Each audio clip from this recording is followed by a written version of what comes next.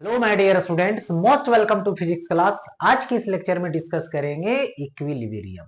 Equilibrium जो topic है वो system of particles and rotational motion में पढ़नी है। यानी 11th क्लास की फिजिक्स की जो रोटेशनल मोशन बोलिए उसमें पढ़नी है। यदि आप चैनल पे पहली बार हैं तो चैनल को सब्सक्राइब कर ले और इस सेशन को लाइक कर दे। चलते हैं आज की टॉपिक इक्विलिब्रियम की ओर। तो इक्विलिब्रियम में देखिए खास बात यह होती है कि यदि बॉडी रेस्ट में है तो रेस्ट मेंटेन करेगी, या तो फिर मोशन में है तो मोशन दो तरीके का, एक होता है ट्रांसलेटरी मोशन और एक होता है रोटेटरी मोशन। तो ट्रांसलेटरी मोशन में क्या होगी, बॉडी रेस्ट में है तो रेस्ट में रहेगी, या तो यूनिफॉर्म वेलोसिटी से मोशन करेगी, that means acceleration zero. That means बोलो कि net force on the body is zero. फिर रोटेशनल मोशन में आता है तो या तो बॉडी रेस्ट में रहेगी, या तो यूनिफॉर्म एंगुलर वेलोसिटी से एक गिवन एक्सिस के अबाउट रोटेट करेगी। यानी एंगुलर एक्सेलरेशन जीरो होगा, दैट मींस नेट टॉर्क उस पे जो अप्लाई होगी, क्योंकि रोटेट करवाने के लिए टॉर्क की जरूरत होती है, तो नेट टॉर्क जो होगी वो जीरो होगी। तो चलते हैं इस टॉपिक को आगे हम लोग डिस्कस करते हैं। सबसे पहले ट्रांसलेशनल इक्विलिब्रियम में चलते हैं, यानी इसको बोलते हैं ट्रांसलेटरी इक्विलिब्रियम। ये देखिए कैसे समझते हैं। सबसे पहले हमने एक रिजिड बॉडी लिया, ये बॉडी लिया, इस बॉडी का कुछ ना कुछ अपना मास होगा, तो ये बॉडी रेस्ट में है सपोज दैट, यानी अभी इसकी एक्सेलरेशन जीरो है। इसका मतलब हुआ कि ये बॉडी ट्रांसलेटरी इक्विलिब्रियम में है, यानी इक्विलिब्रियम में है। अब हमने क्या किया, इस बॉडी पे इस साइड से 20 न्यूटन का फोर्स लगाया। तब ये बॉडी क्या किया, एक्सेलरेट करने लगा कुछ एक्सेलरेशन से, जो इस बॉडी की अपना मास होगी उसके हिसाब से इसकी एक्सेलरेशन होगी, क्योंकि acceleration is equal to force by mass होता है। एक्सेलरेट होने लगा इस डायरेक्शन में, तो अभी तो इक्विलिब्रियम में नहीं हुआ। अब क्या हुआ कि इधर से अपोजिट डायरेक्शन में इतना ही न्यूटन का मैंने एक फोर्स लगाया अपोजिट डायरेक्शन में, तो यहां पे बॉडी पर नेट फोर्स जो होगी वो क्या हो जाएगी, तो नेट फोर्स जीरो हो जाएगा। दैट मींस एक्सेलरेशन भी क्या हो जाएगा, तो यहां पर जीरो हो जाएगा। हो गया, नेट फोर्स जीरो हो गया, दैट मींस एक्सेलरेशन क्या हो गया, यहां पर जीरो हो गया। तो ये जो रिजिड बॉडी है वो ट्रांसलेटरी इक्विलिब्रियम में आ गया, यानी ये बॉडी रेस्ट में है तो रेस्ट में रहेगी, या तो कांस्टेंट वेलोसिटी से मोशन करेगी। तो यहां पर ट्रांसलेटरी इक्विलिब्रियम हुआ। मतलब दो ही चीज याद रखना, यहां पर या तो फोर्स से रिलेटेड बात याद रखो, या तो कंडीशन रेस्ट में है तो रेस्ट में, या तो यूनिफॉर्म वेलोसिटी से मोशन करेगा। अच्छा, अब आगे आता है यहां पे रोटेशनल इक्विलिब्रियम। अब इस रोटेशनल इक्विलिब्रियम को पहले समझते हैं एग्जांपल से। यानी हमारे पास ये रहा रिजिड बॉडी, यानी कोई बॉडी है जो कैसा है, तो यहाँ पे रिजिड बॉडी है। ओके, और इस रिजिड बॉडी की यदि हम यहाँ पर कोई पॉइंट यानी होल कर दें और यहां से हम एक एक्सिस ड्रा कर दें, तो ये एक्सिस हो गया वाई वाई डैश, और इसको हम ओरिजिन मानते हैं।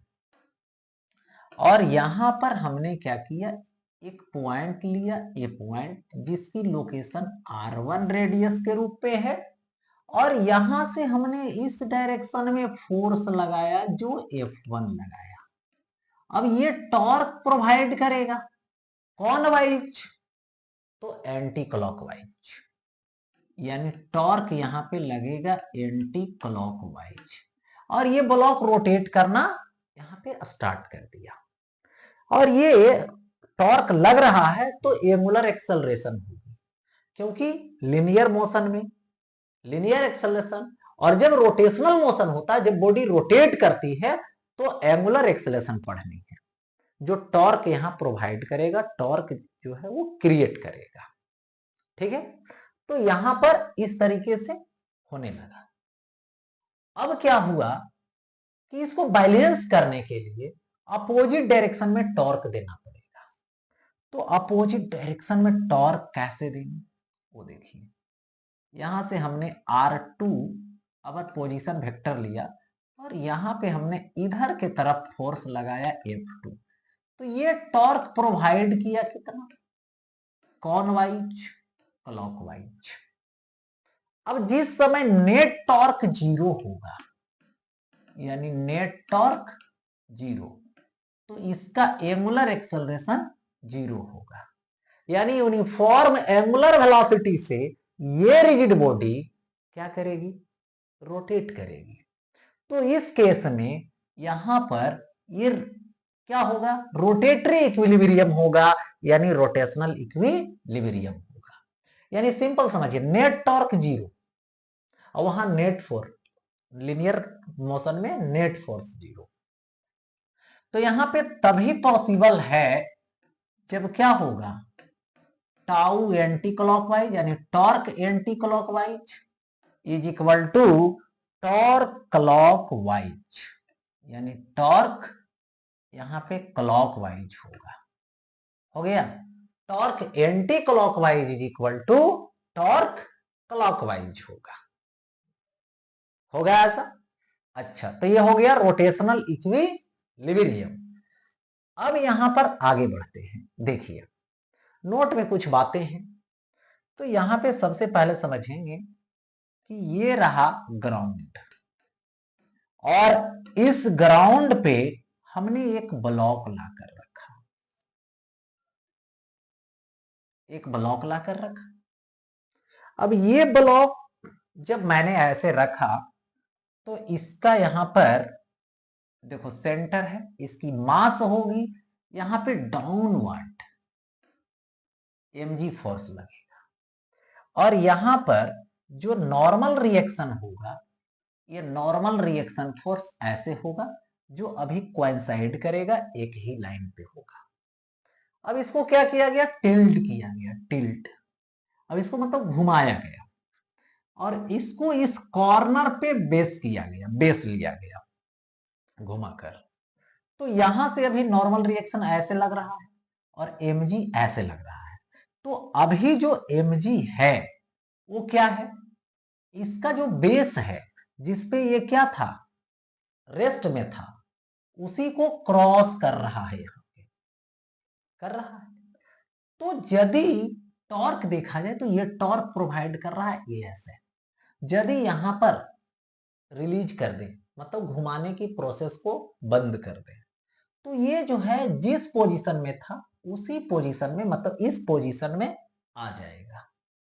लेकिन इसी बॉडी को थोड़ा सा और रोटेट कर दें, टिल्ट कर दें, और ये जो नॉर्मल है उसके बाउंड्री को क्रॉस कर गया mg, मतलब इस तरफ हो गया mg, इतना झुका दिया, तो ये टॉर्क इधर लग रहा है।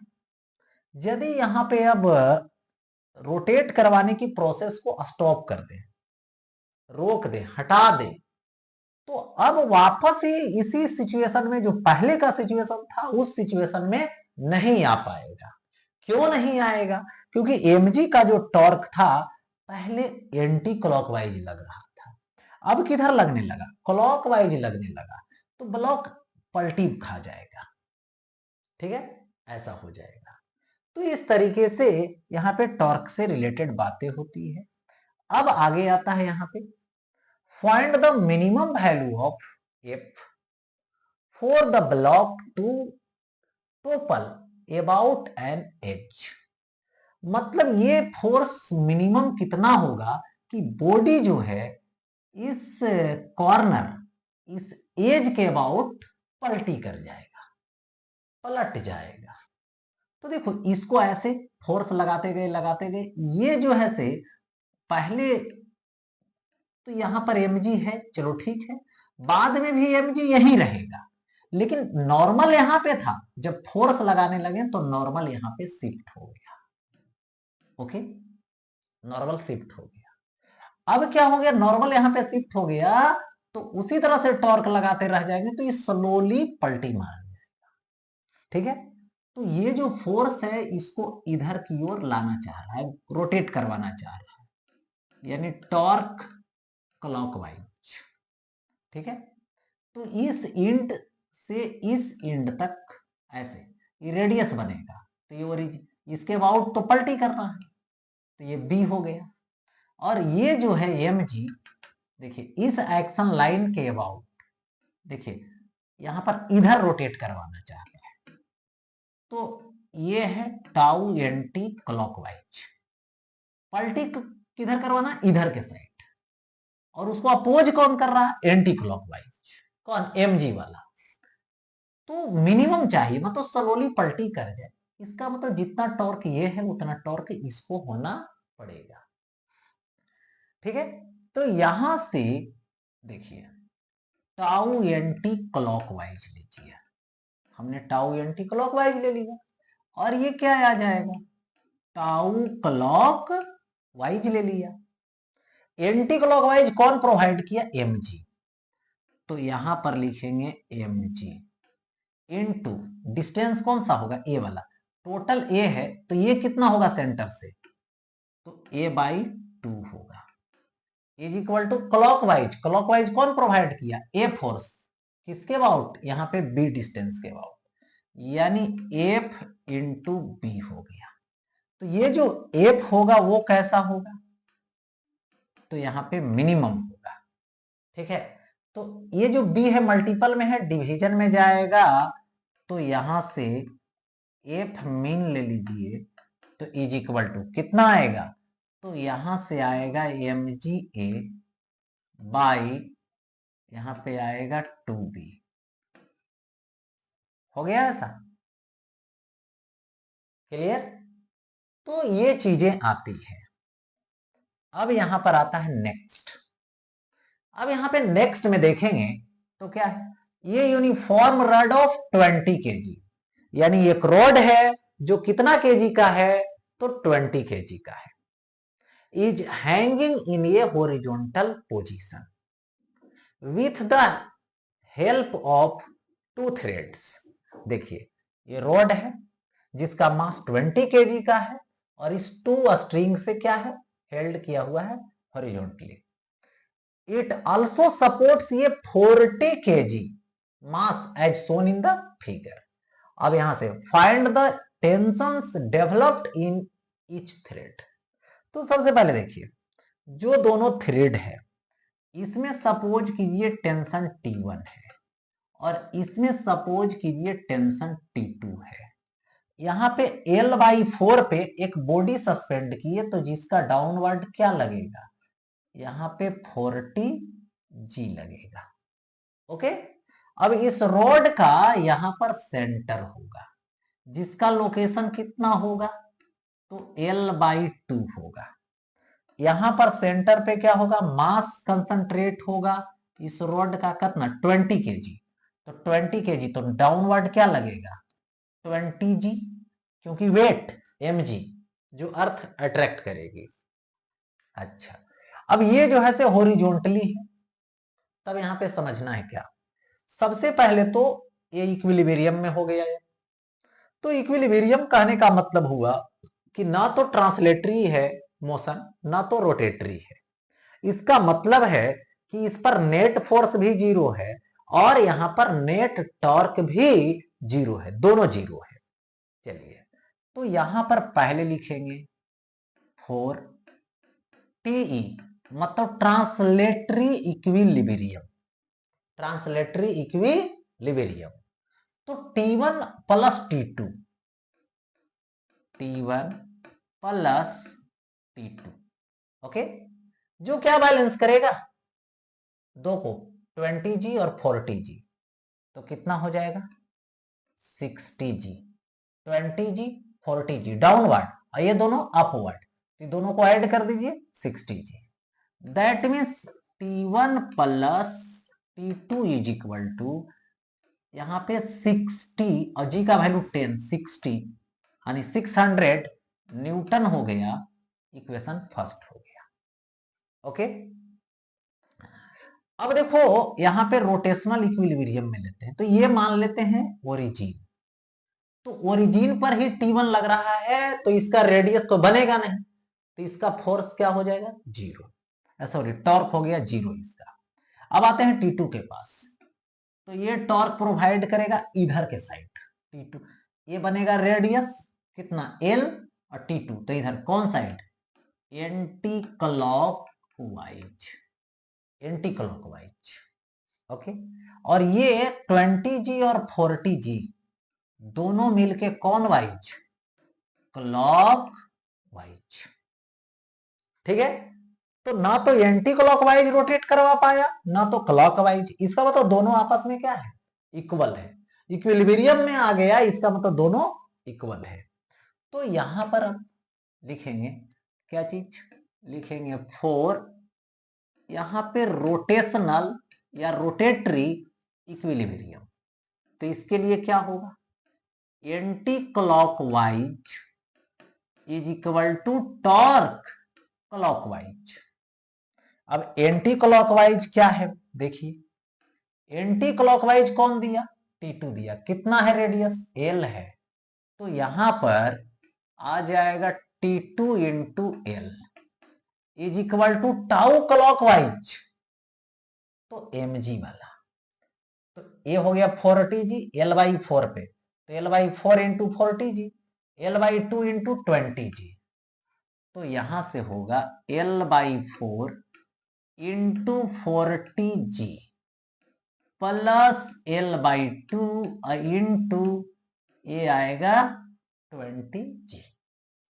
अच्छा L L L L दोनों कॉमन लीजिए, दोनों से कट जाएगा, तो यहां पे T2 इज इक्वल टू 4 से डिवाइड कीजिए 10G प्लस 2 से डिवाइड कीजिए, ई भी आएगा 10G, ओके।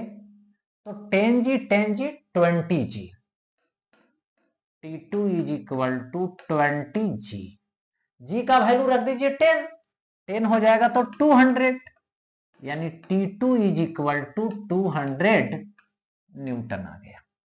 यानी टेंशन जो है इस थ्रेड में जो राइट साइड में है वो कितना आया, 200 आया।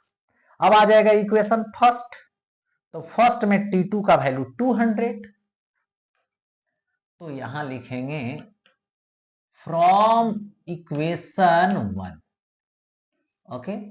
तो T1 प्लस T2 का वैल्यू 200, अब यहां पे 200 रखनी होगी और इज इक्वल टू क्या करना होगा आपको, ये जो 200 हो गया और इज इक्वल टू 600 है, तो यहां पे 600, ये प्लस उधर minus, that means T1 is equal to minus करोगे तो 400 न्यूटन, T2 हो गया 200 न्यूटन, T1 हो गया 400 न्यूटन, तो यहां पे T1 और T2 मैंने फाइंड कर लिया, T1 और T2 हमने यहां पर फाइंड कर लिया, ओके।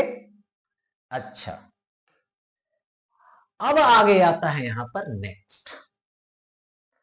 नेक्स्ट सवाल आपके स्क्रीन पे जो दिख रहा है वो देखिए क्या है, द डोर ऑफ एन अलमीरा, यानी आनी जो अलमीरा होता है उसकी डोर की बात की जाती है ना। अब यहां पे अलमीरा है, इज 6 फुट हाई, हाइट उसकी कितना है, तो यहां पे 6 फुट है, 1.5 फुट वाइड एंड मास के रूप में, वेट के रूप में 8 kg है। यानी देखिए यहां पे सबसे पहले इस अलमीरा की बात की जाए, अलमीरा की जो डोर होती है इस तरह से ऐसे रेक्टेंगुलर होता है, इस तरीके से, ठीक है। इसकी जो हाइट है, चलो ठीक है हमने हाइट लिया जो कितना है 6 फुट है, हाइट हो गया 6 फुट, और ये जो वाइड है, ये वाइड कितना है, तो 1.5 फुट है, ओके। इसका जो मास होगा वो देखो यहां सेंटर पर होगा, जो कितना है 8 kg है, तो इसका डाउनवर्ड mg लगेगा, यानी 8g लगेगा, हो गया ऐसा, ये फिगर हो गया। कह रहा the door is supported by two हिंग्स situated at distance of 1 foot from the ends। देखिए दो हिंग है, तो एक सपोज कर लीजिए कि यहां पर है, इधर से कितना है, ये 1 फुट है, 1 फुट पे है, एक यहां पे है, सपोज कीजिए ये भी कितना पे है, तो 1 फुट पे है। हो गया ऐसा, यहां पे क्लैंप है दोनों। अब कह रहा if the magnitude of the force exerted by the hinges on the door are equal, यानी जितना फोर्स डोर पे ये वाला हिंग दे रहा है उतना ही ये वाला दे रहा है। ठीक, अब यहां पर सबसे पहले डिसाइड कीजिए, यहां पर डिसाइड ये कर रहे हैं कि ये तो पक्का है कि अपवर्ड दे रहा है, तो आर, तो ये भी उतना ही देगा यार, क्योंकि इक्वल दोनों को देना है। ठीक है, अब देखो और कुछ हो सकता है, हाँ हो सकता है, इस पर एक फोर्स और लगेगा, इस पर भी एक फोर्स और लगेगा। अभी तो एमजी को बैलेंस कर, लेकिन ये दोनों ने दिया। ठीक, और क्या है, यहां पे ये जो है इस पॉइंट पे भी एक फोर्स लगेगा, इस पॉइंट पे भी। अब किस साइड में लगेगा ये देखने वाली बात है। सपोज कीजिए कि हमने ये जो है से डोर है अलमीरा का, ठीक, यहां पे अटैच कर दिए, यहां पे अटैच कर दिए, हिंग कर दिए यहां पे। ठीक, अब इस ये वाला हिंग नहीं होता तब क्या होता, देखिए ये वाला हिंग नहीं होता तो ऐसे, मतलब उधर के साइड चल जा रहा है। इसका मतलब है कि यहां पर जो हिंग है वो इधर की तरफ फोर्स दे रहा है, कितना, एफ। चलिए ठीक है, मतलब ये तो पक्का पता हो गया कि इस ऐसे है, छोड़ेंगे तो ऐसे हो जाता है, यहां पर हिंग को हटा देंगे तो। अब यहां पर हिंग है और नीचे वाला छोड़ दो तो इधर की ओर आता है, तो इधर की ओर नहीं आने दे रहा है, मतलब इधर के साइड में फोर्स दे रहा है, कितना दे रहा है, वही एफ दे रहा है, यानी दोनों हिंग पे दो दो फोर्स लगा। ठीक है, तो यहां पर अब देखिए ये आर और ये आर मिल करके एमजी को बैलेंस किया, क्योंकि वर्टिकल जो अपवर्ड है वो डाउनवर्ड को बैलेंस किया, किस लिए, तो ये जो है यहां पर बैलेंस किया, मतलब ट्रांसलेटरी मोशन के लिए, डाउनवर्ड आने नहीं दिया। चलो ठीक है, तो यहां पे सबसे पहले R plus R is equal to 8G, that means 2R is equal to 80, क्योंकि जी का वैल्यू 10, 80 न्यूटन, 2 से डिवाइड कर दो, so R is equal to 40 newton. ये किससे लिए हमने, तो यहां पर लिख सकते हैं 4, है ना, यहां पे ट्रांसलेटरी इक्विलिब्रियम। ओके, अब आइए देखिए, इसका एक्शन लाइन तो ये है और इसका एक्शन लाइन ये है, और दोनों के बीच जो गैप होगा वो कितना होगा, परपेंडिकुलर डिस्टेंस, तो इधर से 1 फुट, इधर से 1 फुट, तो बीच में होगा 4 फुट। तो ये दोनों मिलके जो टॉर्क प्रोवाइड करेगा ऐसे करेगा, इधर की तरफ कौन वाइज, तो यहां पर होगा एंटी क्लॉक वाइज। और यहाँ पे जो 8G है, जो फोर्स लगा रहा है mg, वो इधर के तरफ टॉर्क प्रोवाइड करेगा, जो करेगा कौन वाइज, तो ये करेगा क्लॉक वाइज। ठीक, अब यहां पर ना तो एंटी क्लॉक वाइज रोटेट कर पा रहा है, ना तो क्लॉक वाइज रोटेट कर पा रहा है, इसका मतलब हुआ कि जो दोनों टॉर्क है वो आपस में इक्वल है। ओके, अच्छा, तो यहां पर लिखूंगा फॉर रोटेटरी इक्विलिब्रियम, यानी tau anti clockwise is equal to tau clockwise, torque clockwise. Anti clockwise ने कौन प्रोवाइड किया, ये दोनों कपल मिलकर, तो एफ और एफ दोनों एंटी पैरेलल है, परपेंडिकुलर डिस्टेंस कितना है, 4 फुट है, तो यहां पे क्या आ जाएगा, यहां पर आ जाएगा एफ इंटू 4 फुट दे सकते हो, is equal to clockwise, कौन लगाया, mg ने लगाया, 8G ने लगाया, कितना माने ये इसका एक्शन लाइन है, ये इसका जो एंटी पैरेलल में है, तो यहां से यहां तक का डिस्टेंस टोटल होगा 1.5 फुट। तो सेंटर क्या होगा, उसका हाफ होगा, 1.5/2 होगा। तो यहाँ पे फोर्स होगा 8G इंटू ये लेंगे 1.5/2, यहां भी फुट लेंगे, यहां भी फुट लेंगे, फुट फुट कैंसिल, इसलिए इसको मीटर में कन्वर्ट करने की कोई जरूरत नहीं पड़ा।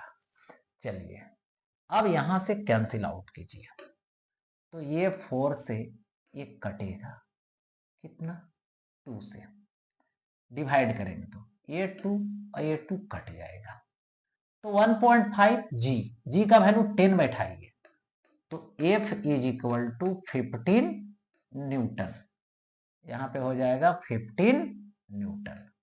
दैट मीन्स इस हिंग के पास दो फोर्स R और F, इस हिंग के पास भी दो फोर्स R और F, तो इस पर नेट फोर्स इस डायरेक्शन में होगा F नेट, और इस पे F नेट इस डायरेक्शन में F नेट, ठीक है।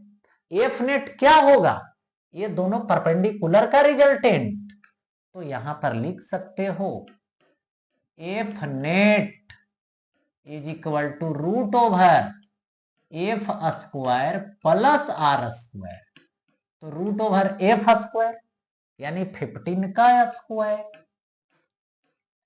Plus R square, that means 40 का स्क्वायर। देखिए 40 का स्क्वायर, अब इसको क्या करोगे, सॉल्व करोगे, 15 का स्क्वायर प्लस 40 का स्क्वायर दोनों को ऐड करोगे, फिर रूट निकालोगे, तो यहां पर F नेट जो आएगा वो आएगा 43 न्यूटन, ये हो गया 43 न्यूटन। ओके, तो इसी के साथ यहां पे आज का टॉपिक, आज का जो कंसेप्ट था इक्विलिब्रियम, यानी नेट टॉर्क जो जीरो कर रहे थे, नेट फोर्स जो जीरो कर रहे थे रोटेशनल मोशन में, वो यहीं पे एंड होता है।